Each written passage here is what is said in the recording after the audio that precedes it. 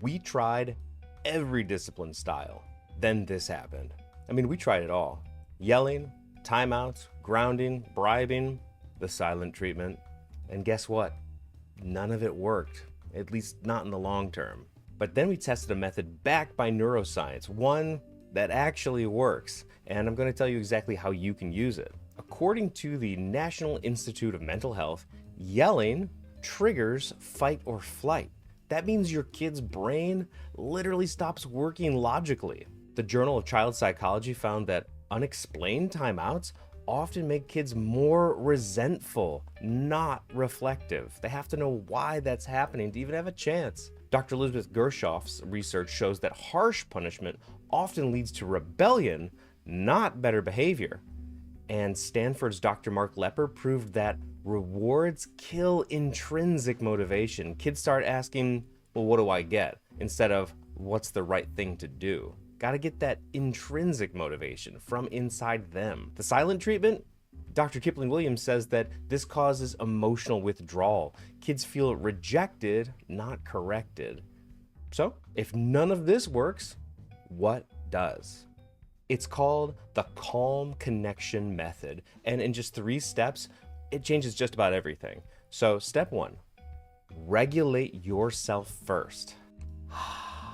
You gotta do a check-in to make sure you're in a good place before you can engage. Ask yourself, am I regulated? Am I about to react, or am I going to respond? Harvard Center on the Developing Child found that your emotional state literally sets your kid's nervous system. Your calm is their blueprint. If you're feeling elevated, you're not ready to respond, you're going to react, take a pause. So you can say this out loud. I need a second before I respond. You can say that. You can actually say that to your child. Or you can say something even easier like, let me think about this first. Take yourself out.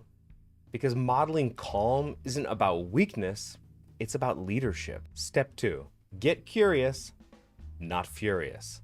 Curiosity is one of the most powerful tools that humans have. It's why we're so successful in the world. So let's use curiosity to help our parenting.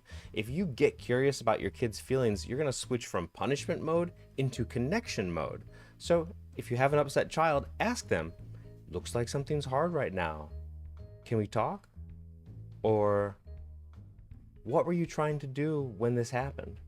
Or what's your brain telling you right now? The way you say it is just as important as the words, of course. So you got to make sure you're calm first. But when you get it working, when you get curiosity working in your favor, it's going to change the whole dynamic. Instead of, what's wrong with my kid? You're asking, what does my kid need help with? Because discipline isn't about control. It's about teaching. Step 3, set clear, firm limits with connection. This isn't about permissive parenting. This is about leadership with empathy. Instead of yelling, you could say something like, I won't let you throw things. Let's find another way. And you can actually put your hand on the thing that they're smashing. That's okay. You don't have to like this rule, but it still stands. It's very important, especially when kids are getting older and exploring using cars and things like that. If the whole situation is really blowing up out of control, a great way to approach it is something like, we'll talk once your voice is calm like mine. Because you're setting that model, you can hold them to that expectation. According to the Yale Center for Emotional Intelligence, firm plus empathetic, that equals lasting respect. The boundary doesn't change, but the tone changes everything. Word use really matters in these situations. I'm not doing this homework! You're grounded for a week! Maybe we can try something more like, looks like you're stuck. Can I help you break it down into parts? Okay. We're gonna have other videos that teach about how to chunk information to make it so it's more easy for a person to process, whether they're a grown-up or a kid. Same kid, same situation, totally different outcome. Now, we gave 10 real families, I promise you, totally real families, the calm connection method for a week, and here's what happened. We had an entire day without yelling. Yeah! I didn't scream. I wanted to, but I didn't. That's huge. My daughter actually said sorry without being forced. Wow! But real talk now. Why this is still hard. Because let's be real, this method isn't magic. You're gonna hit walls, but here's a few things that you can watch out for.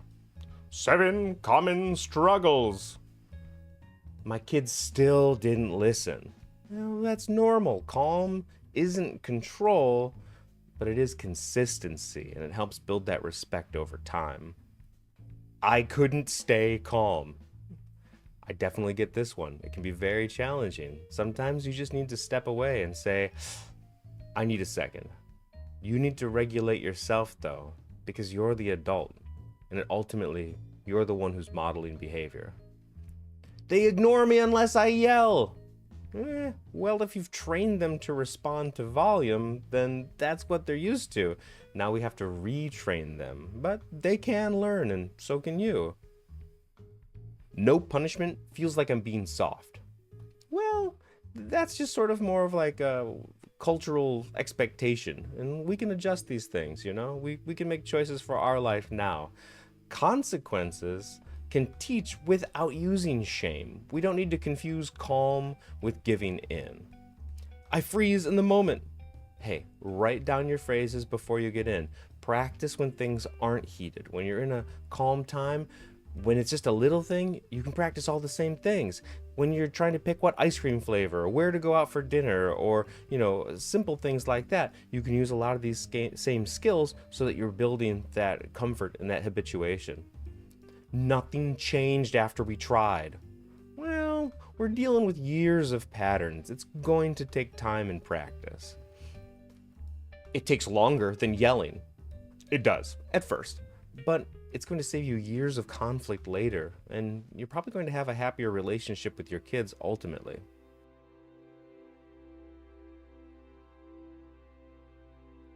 You don't have to yell louder.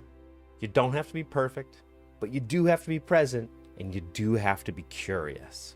If this helped, hit the like button. If it didn't help at all, hit the dislike. That's okay too. We'll take the feedback.